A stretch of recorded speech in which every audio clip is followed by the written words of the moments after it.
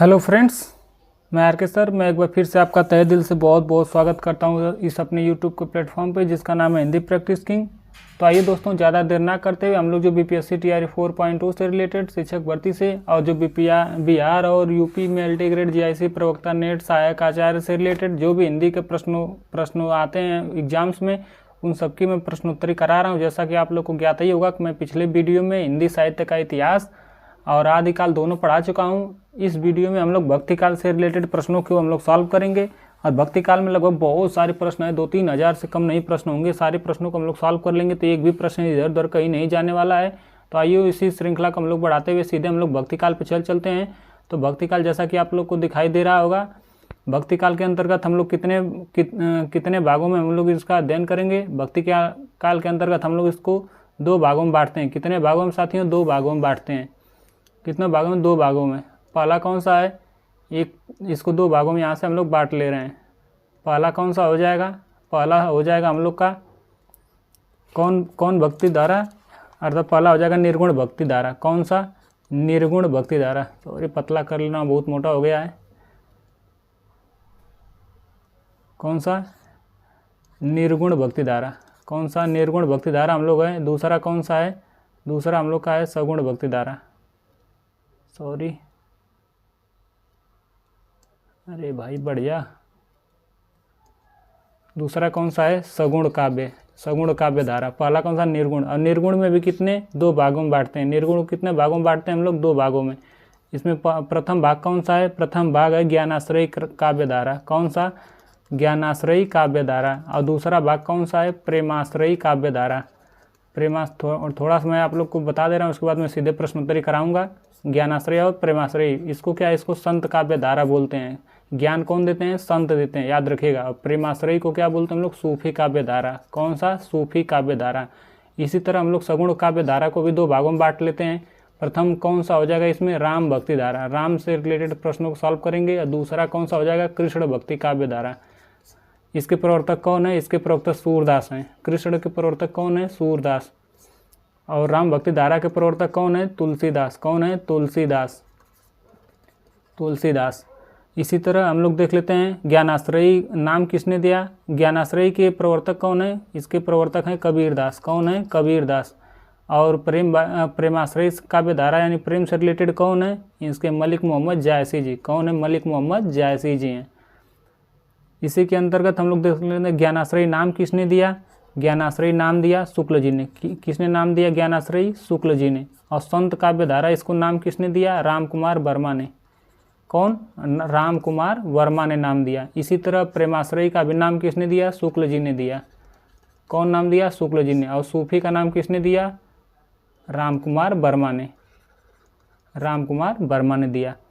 तो इसी के अंतर्गत हम लोग सीधे, पहले तो मैं मिक्स सोच रहा हूँ, पहले 50 प्रश्नों की श्रृंखला को मैं मिक्स करा दे रहा हूँ। 2 वीडियो में मिक्स प्रश्न करा दे रहा हूँ, यानी पूरे भक्ति काल के निचोड़ में करा दे रहा हूँ। क्या करा दूँ? पहले पूरे भक्ति काल का निचोड़ करा दे रहा हूँ। उसके बाद हम लोग सीधे संत काव्य धारा देखेंगे, फिर उसमें सूफी देख लेंगे, फिर राम देख लेंगे, फिर कृष्ण देख लेंगे। चारों को फिर 4-4, 5-5 प्रश्नों की श्रृंखला लेकर मैं सबको पूरा डीपली गहन अध्ययन करा दूंगा। तो चलिए ज़्यादा देर और ज़्यादा बातें ना करते हम लोग सीधे अपने प्रश्नों पर बढ़ चलते हैं। तो अगला प्रश्न आप लोग सम्मुख प्रस्तुत हो रहा है, बताइए इसका सही जवाब क्या हो जाएगा। सवाल है, सुदामा चरित किसके द्वारा रचित है? बताइए, सुदामा चरित किसके द्वारा रचित है? बताइए, किसके द्वारा रचित है सुदामा चरित?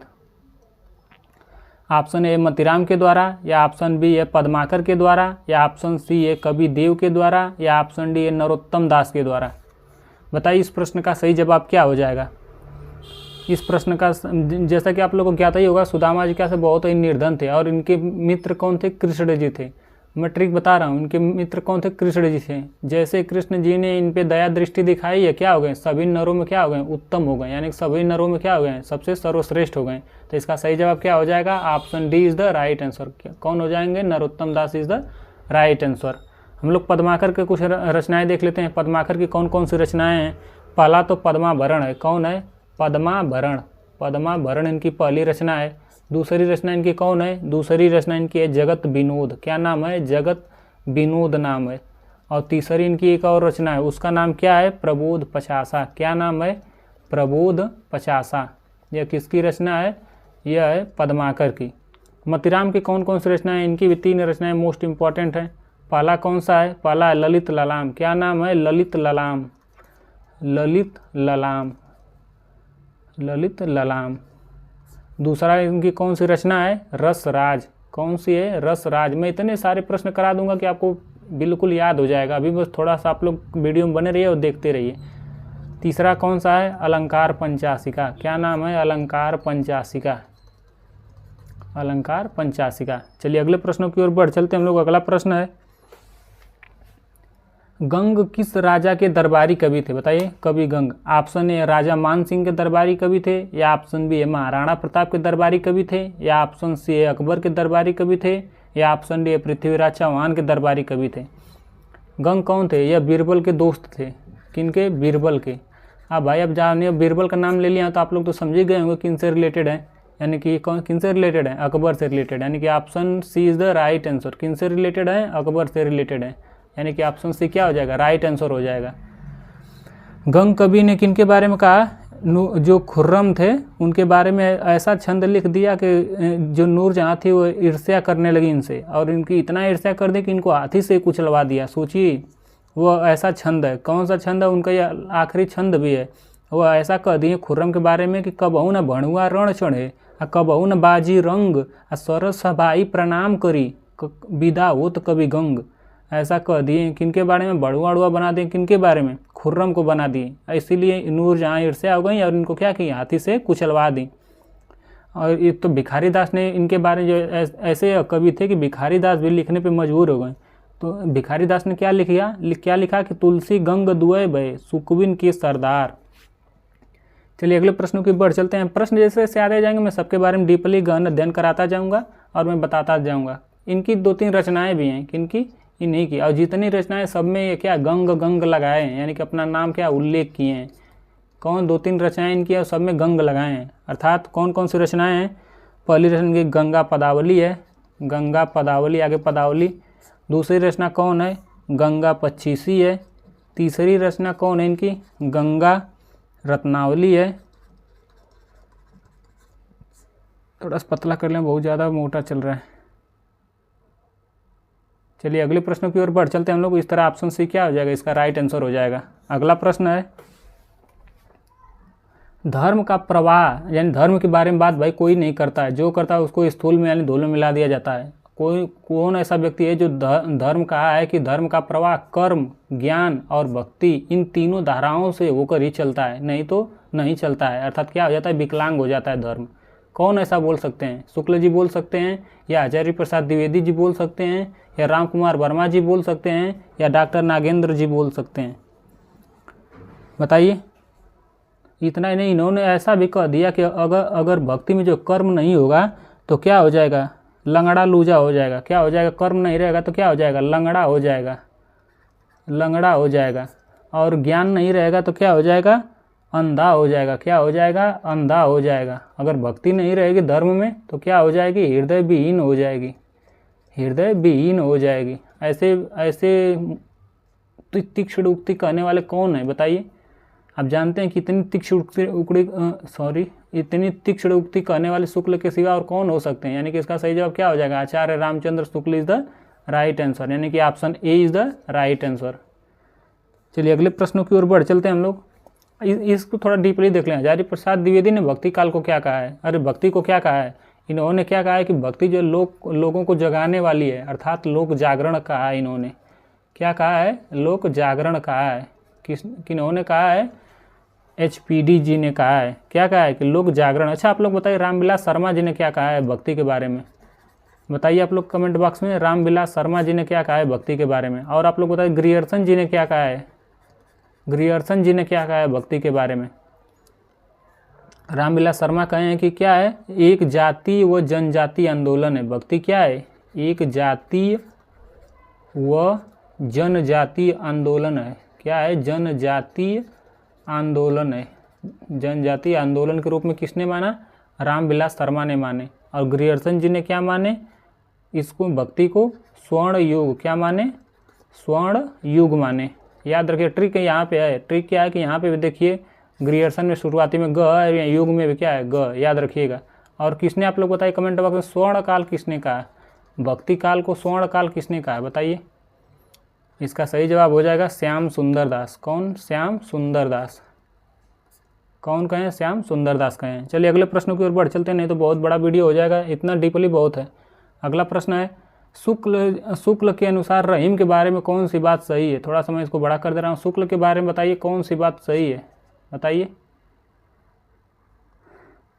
और कौन बोले हैं? शुक्ल जी बोले हैं। शुक्ल जी बोले किन के बारे में? रहीम दास के बारे में। इन्होंने बताया है कि रहीम दास संस्कृत, अरबी, फारसी के क्या थे? पूर्ण विद्वान थे। यहाँ पे पूर्ण विद्वान बात किया गया है। और किन के बारे में? रहीम दास। रहीम दास कौन क्या थे? यह जो है मुसलमान थे। क्या थे?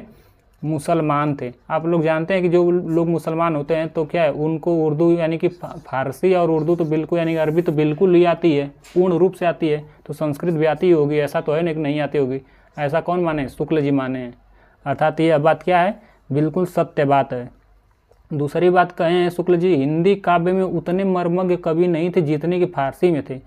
भाई जिनको संस्कृत आती, अरबी आती, फारसी, यहाँ पूर्ण विद्वान कह दिया गया है। तो यहाँ पे फिर इसमें तुलना करने की क्या जरूरत है भाई? जितने नहीं उतने नहीं, इससे क्या मतलब? तीनों में पूर्ण विद्वान है मतलब पूर्ण विद्वान है, यह बात गलत है।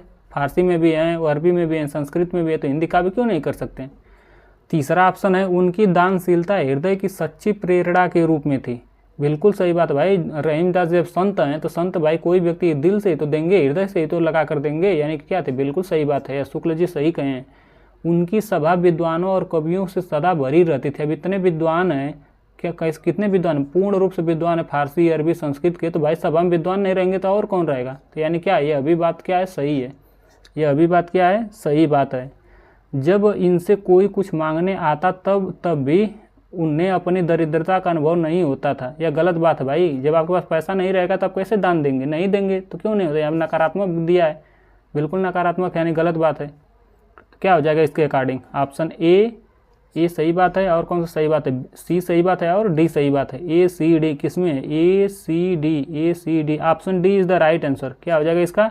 Option D is the right answer. क्या हो जाएगा? Option D is the right answer. चलिए अगले प्रश्न की ओर हम लोग बढ़ चलते हैं। अगला प्रश्न आप लोग के सम्मुख प्रस्तुत है। बताइए इस प्रश्न का सही जवाब क्या हो जाएगा, बताइए। रहीम की कविता कौन सी है? नगर शोभा। पहले तो यह याद रखिए कि रहीम की कविता कौन है? नगर शोभा है। इसकी विशेषता क्या क्या है? कविता की विशेषता क्या है नगर शोभा की? इसमें नगर का संकुचित वर्णन किया गया। सही बात भाई, कविता है तो क्या इसका संकुचित वर्णन ही तो होगा, पूर्ण रूप से तो होगा नहीं। कविता है तो भाई छोटे में खत्म करना होता है कविता को, अर्थात क्या है? संकुचित वर्णन किया गया है। बिल्कुल सही बात है, option A is the right answer हो जाएगा। और देख लेते हैं इनके बारे में, विशेषताओं के बारे में हम लोग, और इनकी विशेषताओं के बारे में देख लेते हैं। इनमें वर्ण व्यवस्था के अनुसार स्त्री जातियों का वर्णन किया गया। हाँ, इसमें सही बात है कि वर्ण व्यवस्था के अनुसार, यानी कि वर्ण व्यवस्था के अनुसार क्या इसमें स्त्रियों का वर्णन क्या है किया गया। सही बात है। नगर शोभा भाई कौन बढ़ाती हैं? स्त्रियाँ बढ़ाती हैं सजा कर। इसमें स्त्रियों को उत्कृष्ट कोटि को बताया गया। नहीं, गलत बात है भाई। यह इसमें स्त्रियां जो है अपने उत्पाद को क्या करती हैं? बेचने का काम करती हैं। कौन? स्त्रियां करती हैं। और बेचने का काम वाले यहाँ ऑप्शन 4 में दिया ही है। तो उत्कृष्ट भाई कैसे स्त्रियां हो जाएंगी? यानी कि बहुत धनवान तो होंगी नहीं, गलत बात है। यहाँ पे आप स्त्रियाँ अपने उत्पाद को बेचने का काम करती थी, इस कविता के माध्यम से बताया गया है। सही बात है, बताया गया है। तो क्या हो जाएगा इस तरह से? पहला, दूसरा और चौथा। किसमें? पहला, दूसरा और चौथा। Option A is the right answer. क्या हो जाएगा इसका? Option A is the right answer हो जाएगा। चलिए अगले प्रश्नों की ओर हम लोग बढ़ चलते हैं। अगला प्रश्न आप लोग के सम्मुख प्रस्तुत है। बताइए जन्म काल के अनुसार निम्नलिखित भक्त कवियों का सही क्रम क्या है? बताइए कौन पहले जन्म लिया, कौन उसके बाद, कौन उसके बाद, कौन उसके बाद, इस तरह आप लोग बताइए। सूरदास का जन्म कब हुआ था? सूरदास का जन्म हुआ था 1478 में। कब हुआ था सूरदास का? 1478 में हुआ था। तुलसीदास का जन्म कब हुआ था? 1532 में हुआ था। कब? 1532 में। इसका एक ट्रिक है। और मृत्यु कब हुई? तो 15 के उल्टा कर लो 16 और 3 2 को उल्टा कर लो, यानी 2 को पहले 3 को बाद में, यानी कि इसमें इनका जन्म हुआ और इसमें इनकी मृत्यु हुई। सीधा उल्टा कर लो, मृत्यु हो गई। इस तरह आप लोग याद रख सकते हैं। दादू दयाल का कब जन्म हुआ था? 1544 में। कब? 1544 में। कौन? दादू दयाल। और मीराबाई का जन्म कब हुआ था? मीराबाई का जन्म हुआ था 1516 में। कब हुआ था? 1516। अर्थात ऐसे आप लोग ट्रिक लगा सकते हैं कि मीराबाई 15-16 वर्ष में घर छोड़ दी, या फिर ऐसे ट्रिक याद रख सकते हैं कि मीराबाई 15-16 साल हो गई तो लोग मानते हैं कि जवान हो गई और घर छोड़ दी, ऐसा भी आप लोग मान सकते हैं। या फिर ऐसे ट्रिक लग सकते हैं कि मीराबाई 15-16 साल में विवाह हो गया, ऐसा भी आप लोग ट्रिक आप लोग याद रख सकते हैं। तो इसके अकॉर्डिंग कौन सा हो जाएगा बताइए। सबसे पहले 78, 1400 हो जाएगा, फिर 1500 हो जाएगा, यानी कि पहले सूरदास, तब मीराबाई, तब हो जाएंगे दादू दयाल, तब हो जाएंगे, नहीं दादू दयाल से पहले जन्म किनका हुआ, तुलसीदास, यानी कि ए और पहले सूर, तब मीरा, तब तुलसी, तब दादू, क्या सूर तब मीरा कहीं दिया है सूरदास के बाद, सूरदास के बाद मीरा, किसी ऑप्शन नहीं, यानी कि ऑप्शन इसका ई हो जाएगा, ई ऑप्शन हो जाएगा इसका जो मैं बता रहा हूँ, यानी कि सूरदास, इसके बाद हो जाएंगे तुलसीदास, 14 के बाद 15 शताब्दी में, नहीं तुलसी नहीं मीरा हो जाएंगे, सॉरी तुलसी नहीं मीरा हो जाएंगी। कौन, सूरदास के बाद मीराबाई, इसके बाद तुलसीदास, इसके बाद दादू दयाल, तुलसीदास तब दादू दयाल, यानी कि option E is the right answer. क्या हो जाएगा, option E is the right answer, E हो जाएगा। चलिए अगले प्रश्न की ओर हम लोग बढ़ चलते हैं। अगला प्रश्न है कृपाराम द्वारा रचित नायिका भेद। आप लोग याद रखिए कृपाराम के किसकी रचना किए हैं, नायिका भेद की, नायिका भेद की रचना कौन किए हैं, कृपा। बरवे नायिका भेद, अगर इसी के आगे बरवे लग जाएगा तो तब कौन हो जाएंगे, बरवे नायिका भेद, तब रहीम हो जाएंगे। याद रखिएगा, बिल्कुल मोस्ट इंपॉर्टेंट प्रश्न है। कृपाराम की कौन सी रचना, नायिका भेद। इनकी सबसे पुरानी पुस्तक कौन सी है बताइए। कृपाराम की जो नायिका भेद है, नायिका के बारे में लिखे हैं, हितरंगड़ी है, या फिर श्रुति भूषण है, या फिर उज्ज्वल नीलमणि है, या कर्माभरण है, बताइए। इसका सही जवाब हो जाएगा option A is the right answer. Kriparam की कौन सी पुस्तक है, हित तरंगड़ी है। कौन सी है, हित तरंगड़ी इज़ द राइट आंसर। क्या हो जाएगा, हित तरंगड़ी। और श्रुति भूषण और करड़ाभरण, ये दोनों किनकी रचना है, यह करणेश कवि की है। किनकी, करणेश कवि की, यहाँ पे करणेश कवि की यह रचना है। किनकी, श्रुति भूषण और करड़ाभरण। उज्ज्वल नीलमणि के रचनाकार कौन है, रूप गोस्वामी। भाई जो जिनका रूप बहुत अच्छा हो, नीला हो, बहुत अच्छा सा हो, प्यारा सा हो, उनको क्या कहते हैं, रूप गोस्वामी, रूप गोस्वामी। यह किनकी रचना है, रूप गोस्वामी की है। चलिए अगले प्रश्नों की ओर बढ़ चलते हैं हम लोग। अगला प्रश्न है रुद्र संप्रदाय की स्थापना किसने किया था बताइए। यहाँ पे संप्रदाय से रिलेटेड है, बताइए।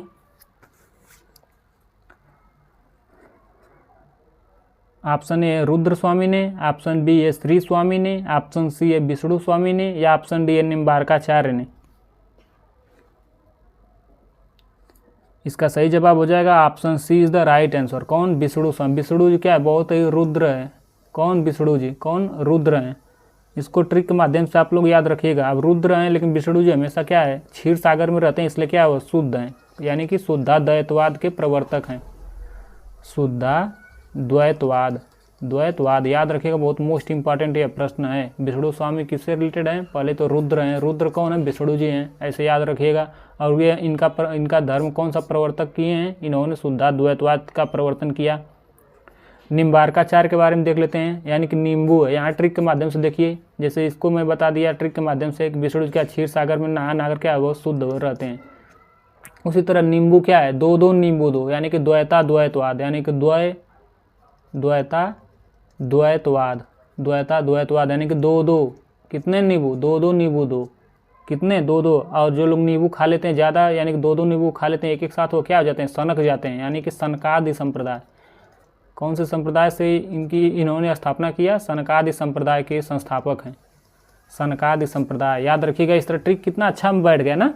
नींबू, कितने नींबू, दो नींबू। और जो लोग दो नींबू एक साथ खा लेते हैं वो क्या हो जाते हैं, सनक जाते हैं, सनकादि संप्रदाय। और इनके गुरु कौन थे, आप लोग बताइए, इनके गुरु कौन थे, निम्बारकाचार्य के गुरु, इनके गुरु थे नारद मुनि। कौन, नारद मुनि, याद रखिएगा आप लोग।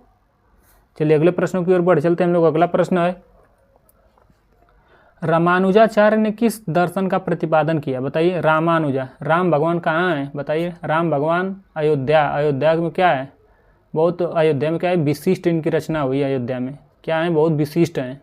ऑप्शन या द्वैतवाद के प्रतिपादन करता है रामानुजाचार्य, या शुद्धाद्वैतवाद, या विशिष्टाद्वैतवाद, या द्वैतवाद, सॉरी खाली ओनली द्वैतवाद।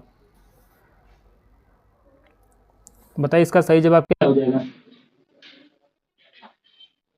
इसका सही जवाब हो जाएगा option C is the right answer. क्या हो जाएंगे, इसका ट्रिक है कि राम भगवान अयोध्या के लिए क्या है, बहुत ही विशिष्ट है। क्या है, बहुत ही विशिष्ट माने जाते हैं। कहाँ के लिए, अयोध्या के लिए। इस तरह इसका सही जवाब क्या हो जाएगा, option C is the right answer हो जाएगा। क्या हो जाएगा, राइट आंसर हो जाएगा। आप लोग बता दें अद्वैतवाद के प्रवर्तक कौन है, कौन है इनके, इसके प्रवर्तक शंकराचार्य हैं। शंकराचार्य। अद्वैत का मतलब होता है यहाँ और लग गया, यानी कि द्वैत का मतलब भगवान, अद्वैत यानी कि भगवान विश्वास नहीं करते थे। कौन, शंकराचार्य महाराज नहीं करते थे। और यकीन इनका जो संप्रदाय कौन सा है, स्मार्ट संप्रदाय है। क्या है, स्मार्ट संप्रदाय। मैं यहाँ से कलर चेंज करके लिख दे रहा हूँ। कौन सा इनका संप्रदाय है, स्मार्ट संप्रदाय। आप लोग देखे होंगे साउथ की मूवी स्मार्ट शंकर, उसी से याद रखिएगा, स्मार्ट शंकराचार्य। अद्वैतवाद शंकराचार्य, और कौन सा इनका संप्रदाय है, स्मार्ट है। कौन सा, स्मार्ट संप्रदाय। कितना प्यारा सा नाम रखें, स्मार्ट। शुद्धाद्वैतवाद के बारे में हम लोग देखते हैं। मैं अभी जस्ट बताया कि शुद्ध कौन है भाई, शुद्धाद्वैत यानी शुद्ध कौन है, शुद्ध हैं विष्णु जी, यानी कि कौन है, विष्णु स्वामी। कौन है, विष्णु स्वामी। और इनका संप्रदाय कौन सा है, ये विष्णु जी क्या है भाई, विष्णु जी कौन सा संप्रदाय, रुद्र है, यानी कि बहुत ही रुद्र संप्रदाय, यानी कि बहुत ही कर्म दिमाग के हैं। जब तो अपना चक्र क्या करते हैं, छोड़ देते हैं, सुदर्शन चक्र, जाओ मूड़ी काट दो सबका। इस तरह आप लोग याद रख सकते हैं। अद्वैतवाद कौन है भाई, द्वैतवाद यानी कि हर चीज़ दे देती हैं। कौन दे देते हैं भाई, मधु क्या करती है, दे देती है। कोई भी चीज़ मांगो, मधु क्या है, प्रेम से दे देती है। मधु से हो गया, कौन दे देते हैं, मधु से हो गया मध्वाचार्य। क्या हो जाएगा इसका, मध्वाचार्य। और इनका प्रवर्तक इन्होंने किस धर्म का किया, ब्रह्मा जी को। यानी कि ब्रह्मा जी कुछ भी मधु से मांगते हैं तो क्या है, ब्रह्म जी दे देते हैं, ब्रह्मा जी, यानी कि ब्रह्म संप्रदाय से रिलेटेड है। ट्रिक कितना अच्छा मैं बना लेता हूँ, आप लोग भी ऐसे याद रखिएगा। बहुत इंपॉर्टेंट प्रश्न है, सब कुछ याद करने की कोई ज़रूरत नहीं है। आप लोग जहाँ देख लेंगे एग्जाम में विशिष्ट राम भगवान है, अयोध्या के लगा दीजिए। अद्वैत देख लिए, आगे और लग गया। यहाँ देखिए बस ओनली द्वैतवाद है, यहाँ देखिए द्वैतवाद के आगे और लग गया है, अर्थात स्मार्ट शंकर। अद्वैतवाद शंकराचार्य, और कौन स्मार्ट शंकर। ऐसे याद रखिएगा आप लोग। द्वैतवाद यानी दे देती हैं, क्या दे देती हैं, यानी कि यहाँ पे नहीं देते हैं, कौन, शंकर जी। और यहाँ पे क्या दे देते हैं, कौन, मधु जी। किनको, ब्रह्मा जी को। जो भी ब्रह्मा जी मांगते हैं तुरंत ला कर दे देते हैं, कौन, मधु जी। ऐसे ट्रिक के माध्यम से आप लोग याद रख सकते हैं। चलिए अगले प्रश्न की ओर बढ़ चलते हैं हम लोग। अगला प्रश्न है, निम्बार्काचार्य का संबंध किस दर्शन से। जस्ट मैं अभी बताया हूँ, निम्बार्काचार्य। यहाँ पे नींबू दिया है, नींबू, और नींबू कितने भाई बताइए आप लोग। ऑप्शन ए मैं ट्रिक के माध्यम से बता चुका हूँ जस्ट पीछे। शुद्धाद्वैतवाद से रिलेटेड हैं, या द्वैतवाद से, या द्वैताद्वैत से, या शुद्धाद्वैत से, बताइए। मैं जस्ट अभी क्या बताएं, शुद्ध कौन है, क्षीर सागर में नहाकर विष्णु जी हैं। कौन, विष्णु जी। अब विष्णु जी किससे रिलेटेड हैं, रुद्र संप्रदाय से रिलेटेड हैं। द्वैतवाद अर्थात दे देते हैं, कौन दे देती है, मधु जी। मधु से हो गया मध्वाचार्य। और मध्वाचार्य किनसे रिलेटेड हैं, ब्रह्म संप्रदाय से, अर्थात ब्रह्मा जी कुछ मांगते हैं, मधु तुरंत ला कर दे देती है। विशिष्ट भाई कौन है, विशिष्ट राम जी हैं, अर्थात रामानुजाचार्य हैं, रामानुजाचार्य। और ये कैसे, और क्या है, यह कहाँ के हैं, अयोध्या से हैं, कौन, राम जी क्या हैं, विशिष्ट हैं। और इनका संप्रदाय कौन सा है, श्री संप्रदाय, अर्थात श्री राम। हम लोग कहते हैं ना श्री राम, याद रखिएगा। कौन सा संप्रदाय, श्री संप्रदाय, या फिर इसी को सनकादि भी कह सकते हैं, लेकिन श्री संप्रदाय is the right answer. Shri Ram हम लोग कहते हैं ना, श्री राम, इस तरह आप लोग ट्रिक से याद रखिए। अर्थात इनका संप्रदाय श्री संप्रदाय। द्वैतवाद अर्थात दो, क्या दो, नींबू, यानी कि निम्बार्काचार्य, यही हो जाएंगे, कौन, निम्बार्काचार्य। दो नींबू दो, और जब ज़्यादा दो नींबू दे देते हैं तो क्या हो जाता है, सनक जाते हैं, अर्थात सनकादि संप्रदाय। क्या है, सनकादि संप्रदाय से रिलेटेड है, याद रखिएगा आप लोग। चलिए अगले प्रश्नों की ओर बढ़ चलते हैं। इसी तरह ट्रिक के माध्यम से, प्यारे ट्रिक के माध्यम से सब कुछ मैं आपको याद करा दूंगा। आपको याद करने की कोई आवश्यकता नहीं होगी, मैं सब कुछ याद करा दूंगा आपको। विष्णु जो शुद्ध द्वैतवाद है, इनके विष्णु और एक लोग और इनके प्रवर्तक हैं, उनका नाम क्या है, उनका नाम है वल्लभाचार्य। क्या नाम है, वल्लभाचार्य। इन्हीं के क्या हैं, इन्हीं के शिष्य हैं। विष्णु जी क्या है, शिष्य हैं, वल्लभाचार्य। चलिए अगले प्रश्नों की ओर बढ़ चलते हैं हम लोग। अगला प्रश्न है, आकाश धर्मगुरु किसे कहा जाता है? शंकराचार्य को, या रामानंद को, या रामानुजाचार्य को, या वल्लभाचार्य को? बताइए।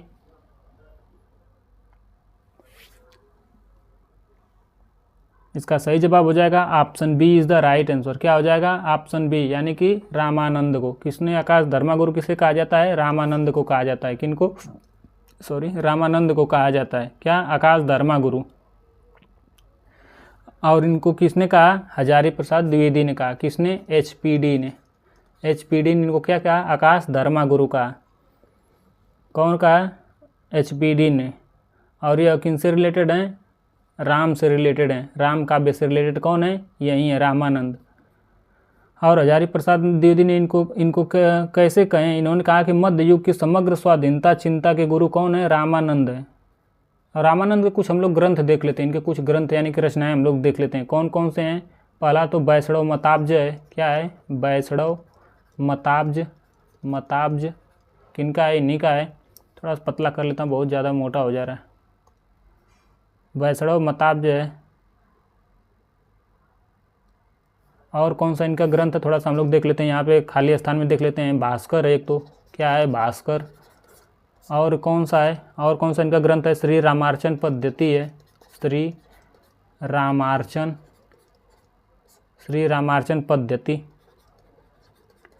और कौन सा? पद्धति ऐसे नहीं लिखा जाता है, पद्धति गलत है। पद्धति ऐसे लिखा जाता है, द और आधा ध तब में छोटी मात्रा होती है, ऐसे लिखा जाता है।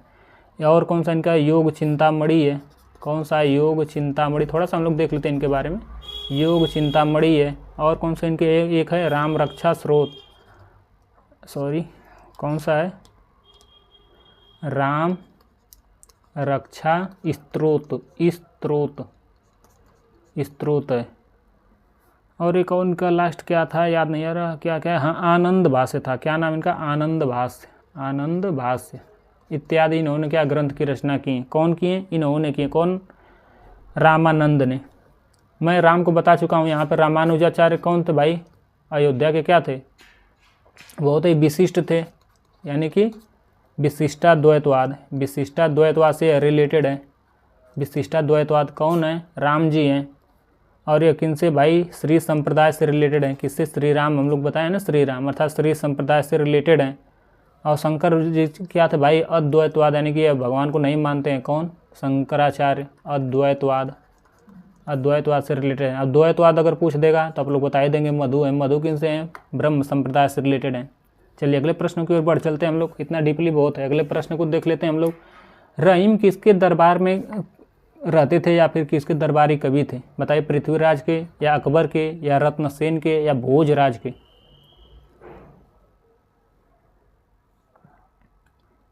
बताइए।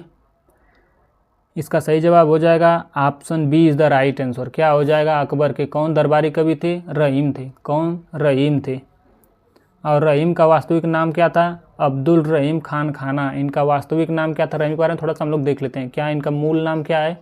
मूल नाम इनका है अब्दुल रहीम खान खाना। अब्दुल ऐसे लिखा जाता है, अब्दुल र पे रहेगा, सॉरी, अब्दुल रहीम खान खाना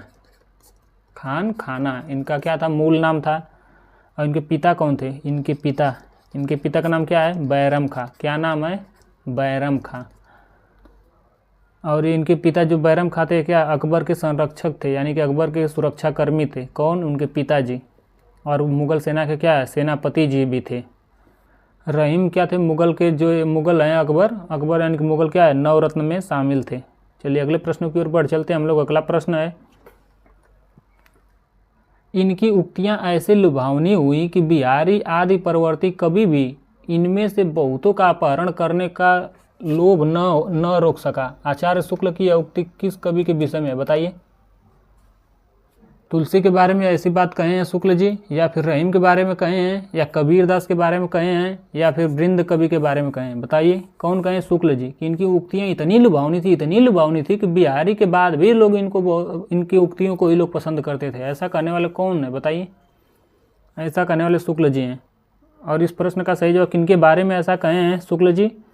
इसका सही जवाब हो जाएगा option B is the right answer. क्या हो जाएंगे? रहीम दास के बारे में ऐसा बोले हैं। किनके बारे में? रहीम दास के बारे में ऐसा बोले हैं। कौन बोले हैं? शुक्ल जी बोले हैं।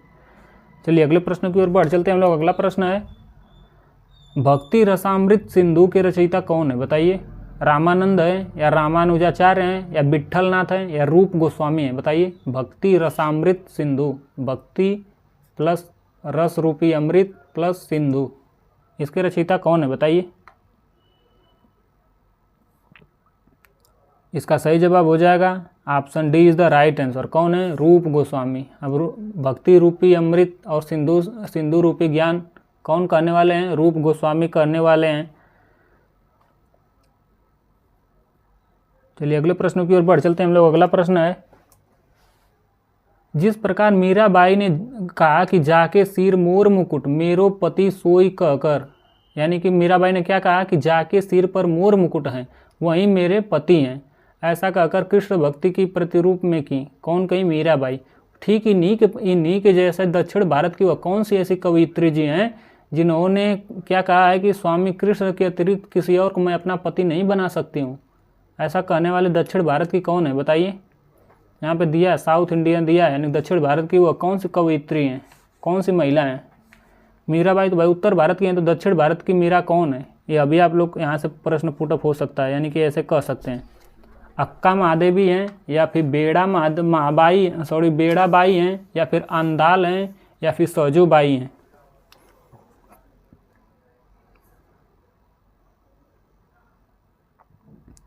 इसका सही जवाब हो जाएगा option C is the right answer. कौन है? दक्षिण भारत की मीरा कही जाने वाली अंडाल हैं। कौन है? अंडाल। इनका नाम क्या है? अंडाल। और सौजोबाई कौन है? सौजोबाई कौन है? यह जो चरणदास के क्या हैं? शिष्या हैं। कौन है? चरणदास, यानी अर्थात सौजोबाई के गुरु कौन है? इनके गुरु हैं चरणदास। और यह क्या है? यह उत्तर भारत की संत हैं। यह क्या है? उत्तर भारत की संत। सौजोबाई उत्तर भारत की संत हैं, और मीराबाई भी कहाँ? उत्तर भारत की संत हैं।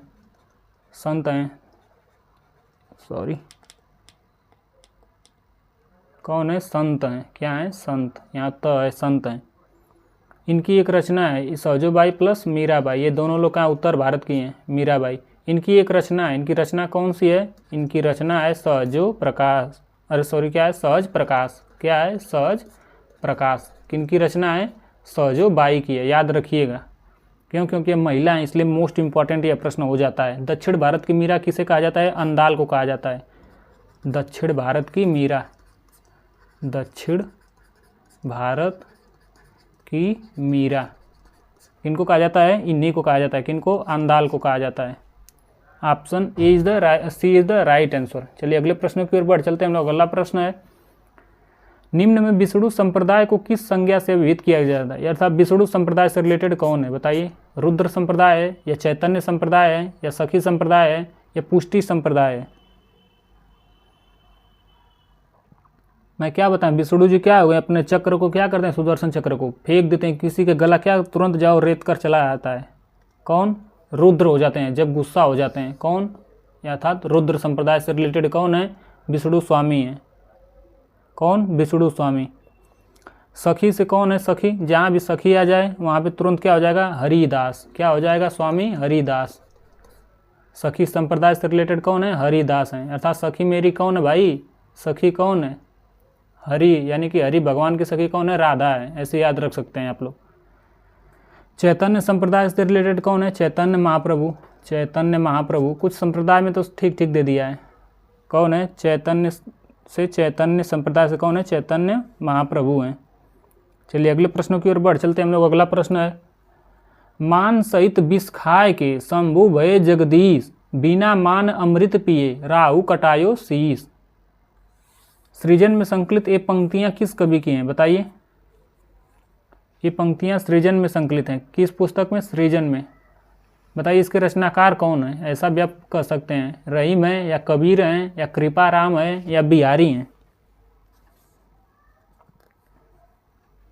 बताइए इस प्रश्न का सही जवाब क्या हो जाएगा? इस प्रश्न का सही जवाब हो जाएगा option A is the right answer. क्या हो जाएगा? रहीम दास की पंक्तियां हैं। किनकी पंक्तियां हैं? रहीम दास की पंक्तियां हैं। कबीर दास की पंक्तियां कौन है? दशरथ सुत तिहुलोक बखाना, राम नाम का मरम है आना। ऐसा कहने वाले कौन है? ऐसा कहने वाले कबीरदास हैं।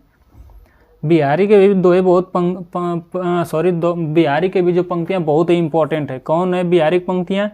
नहीं पराग नहीं मधुर मधु, नहीं विकास यही काल, अली कली सोबद्यो आगे कौन हवाल। ऐसा कहने वाले कौन है? बिहारी जी हैं। चलिए अगले प्रश्नों की ओर बढ़ चलते हैं हम लोग। अगला प्रश्न है, तुलसी के वचनों के समान रहीम के वचन भी हिंदी भाषी भूभाग में सर्वसाधारण यानी सब लोगों के मुख पर रहते हैं। अर्थात जिस तरह तुलसी जी के वचन सबके मुख पे रहते हैं, उसी तरह जो है सबके मुख पे हिंदी में रहीम दास के भी वचन रहते हैं। ऐसा कहने वाले कौन है? नगेंद्र जी हैं, या नंद दुलारे जी हैं, या फिर शुक्ल जी हैं, या बच्चन सिंह जी हैं? इसका सही जवाब हो जाएगा option C is the right answer. क्या हो जाएगा? Option C is the right answer. ऐसा कहने वाले कौन है? ऐसा कहने वाले शुक्ल जी हैं। कौन है? आचार्य रामचंद्र शुक्ल जी हैं। चलिए अगले प्रश्नों की ओर बढ़ चलते हैं हम लोग। अगला प्रश्न है, मदनाष्टक के रचयिता कौन है? बताइए। केशव दास हैं, या रसखान जी हैं, या रहीम दास जी हैं, या नरोत्तम स्वामी हैं? बताइए बताइए। इसका सही जवाब हो जाएगा option C is the right answer. कौन है? रहीम दास। मदनाष्टक के रचयिता रहीम दास हैं। और इनकी कई सारी रचनाएं हैं, देख लेते हैं इनकी रचनाओं को। कौन कौन की रचनाएं हम लोग देख लेते हैं। मदनाष्टक एक तो हो गई, दूसरा हो गई रहीम दोआवली। कौन सी है? रहीम दोआवली। एक तो हो गई रहीम दोआवली। दूसरी इनकी कौन सी रचना है? बरवय नायिका भेद। बरवय नायिका भेद। बरवय नायिका भेद हो गई। और कौन सी इनकी एक रचना है? इनकी एक रचना है रास पंचाध्यायी। क्या नाम है? रास पंचाध्यायी। रास पंचाध्यायी। और इनकी एक और रचना कौन सी है? एक है नगर शोभा। कौन सी है? नगर शोभा। यह क्या है? कविता है। नगर शोभा। नगर शोभा है। इतनी रचनाएं किनकी हैं? रहीम दास की हैं। किनकी? रहीम दास की हैं। केशव दास की कुछ रचनाओं के बारे में हम लोग देख लेते हैं। किनके? केशव दास के। सबसे प्रिय इनकी रचनाएं, पहले तो प्रिय से याद रखिए, रसिक प्रिय। कौन सी रचना है? रसिक प्रिया। और कौन सी इनकी रचना है? कनु प्रिया। क्या नाम है? कनु प्रिया। और कौन सी इनकी रचना है? रामचंद्रिका। कौन है? रामचंद्रिका है। और कौन सी इनकी एक रचना है? रतन बावनी है। कौन सी एक रचना और है? इनकी एक रचना है रतन बावनी। रतन बावनी।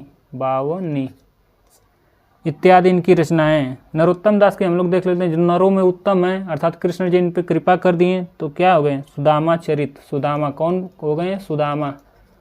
सुदामा चरित इनकी एक रचना सबसे मोस्ट इंपॉर्टेंट यह रचना है। किनकी? नरोत्तम दास की है। और कौन सी इनकी एक रचना है? ध्रुव चरित। कौन है? ध्रुव चरित। ध्रुव चरित इनकी एक रचना ध्रुव चरित। जितना अब इनकी रचना ज़्यादातर उसमें क्या चरित लगा है। और एक है विचार माला, और एक है नाम कीर्तन। कौन? एक विचार माला। विचार माला। और एक और इनकी रचना कौन है? नाम कीर्तन। नाम कीर्तन इत्यादि इनकी रचनाएं हैं। चलिए अगले प्रश्नों की ओर बढ़ चलते हैं हम लोग। रसखान की भी कुछ जो है हम लोग रचनाएं देख लेते हैं।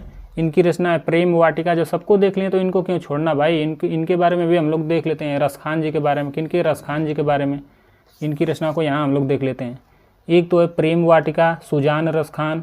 कौन है? प्रेम वाटिका। प्रेम वाटिका सुजान रसखान। सुजान रस के खान। कौन है?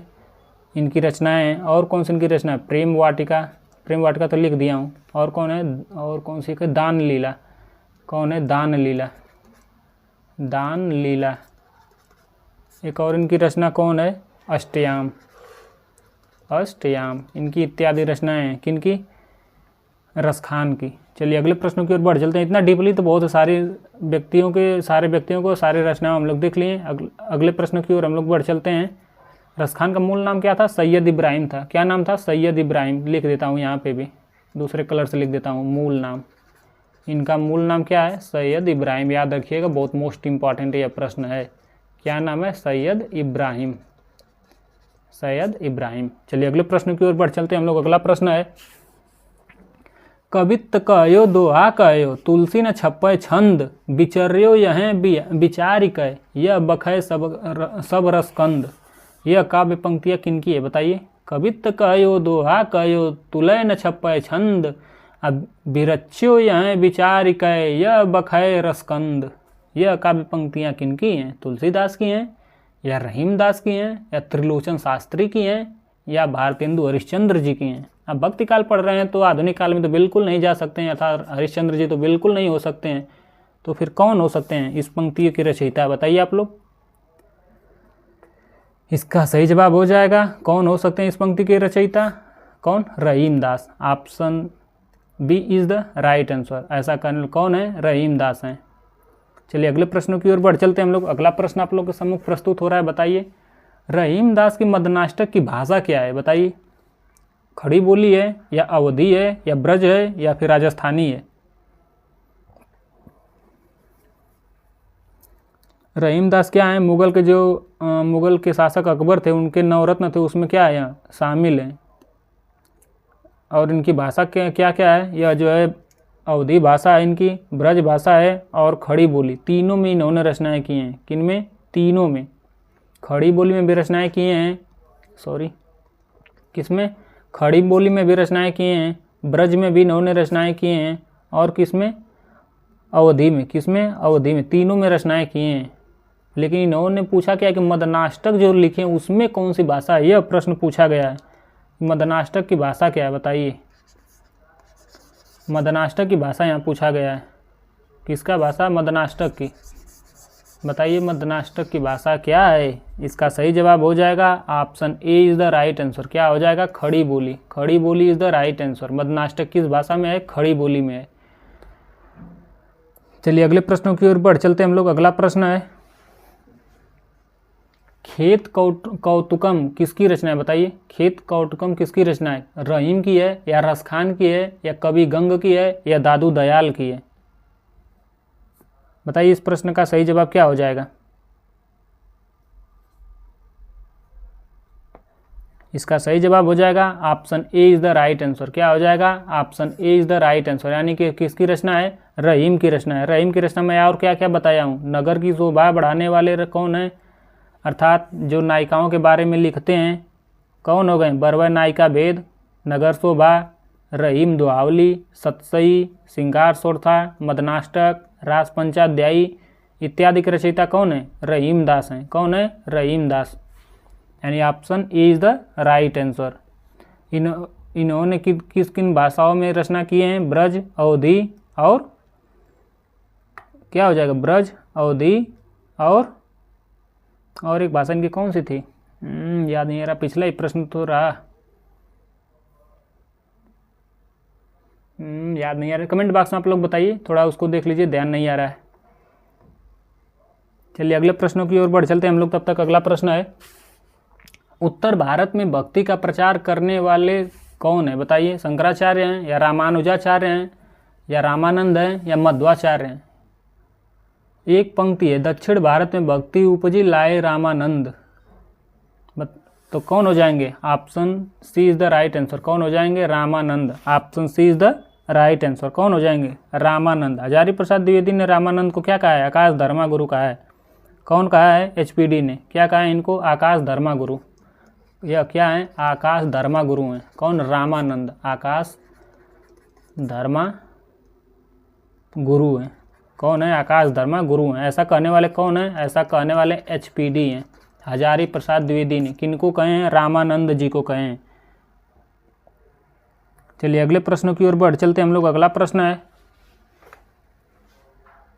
रचना और रचनाकार की दृष्टि से इनमें कौन सा विकल्प गलत है। यहाँ पे गलत दिया है, रचना और रचनाकार दिया है, इसमें गलत कौन सा है बताइए। मैं अभी बताया हूँ कि नायिकाओं के बारे में भाई कौन लिखते हैं? सबसे ज़्यादा कौन लिखते हैं नायिकाओं के बारे में? रहीम लिखते हैं। कौन लिखते हैं? रहीमदास। यानी कि यह क्या है? बिल्कुल सही बात है। रहीमदास क्या है? रहीमदास। इनकी रचनाएं बहुत सारी हैं। कौन कौन है? नगर शोभा है, बरवा नायिका भेद यहाँ पे है ही, रहीम की दुहावली है, सतसई है, श्रृंगार सोरठा है, मदनाष्टक है, रास पंचाध्यायी है। ऐसा कहने कौन है? रहीम है। अब रहीमदास जी की रचनाएं जो हैं नगर शोभा, नगर की शोभा कौन बढ़ाती है? महिलाएं बढ़ाती हैं, यानी महिलाओं पे लिखे हैं। वर नायिका भेद, यानी कि यहाँ पे नायिका नाम ही आ गया, नायिकाओं के बारे में लिखे हैं। और आ गया सतसई, सतसई क्या है, नायिकाओं पे ही लिखा गया है। श्रृंगार सोठा, श्रृंगार सोठा है यानी श्रृंगार कौन करती है, महिलाएं करती हैं, यहाँ पे महिलाएं हो गई। मदनाष्टक, भाई नाटक कौन ज़्यादा करती है, महिलाएं करती हैं, क्या हो गया, मदनाष्टक हो गया। रास पंचाध्यायी अर्थात रास कौन रचाती हैं, महिलाएं। इस तरह से सारी महिलाओं पे रिलेटेड हैं, यानी कि रहीमदास सही है। ध्यान दो भाई आगे, ध्यान दो भाई आगे, कहाँ दो, अग्रदास, क्या ध्यान दो आगे, नहीं तो भविष्य क्या है, अंधेरे में चला जाएगा, यानी कि अग्रदास, ये अभी सही है।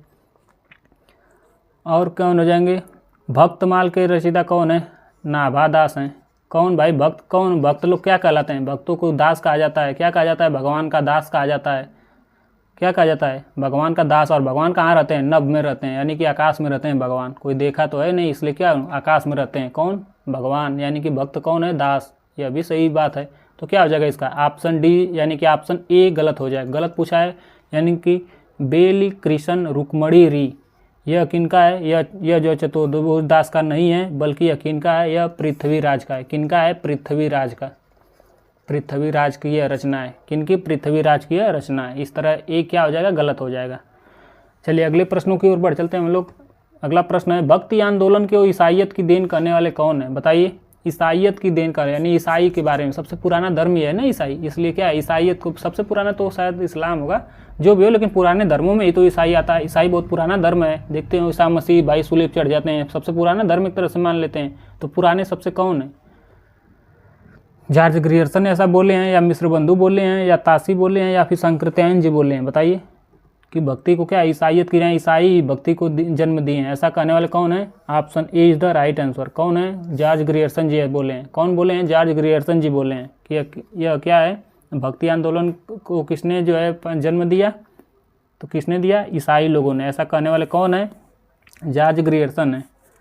क्यों, क्योंकि ईसाई जो है दूसरी तीसरी शताब्दी से रिलेटेड है ना, ईसाई धर्म का है दूसरी तीसरी से, सॉरी किससे रिलेटेड है, दूसरी तीसरी शताब्दी से, सॉरी 12वीं हो गया, किससे, दूसरी तीसरी शताब्दी से रिलेटेड है भाई ईसाई, इतनी पुराना धर्म है यह।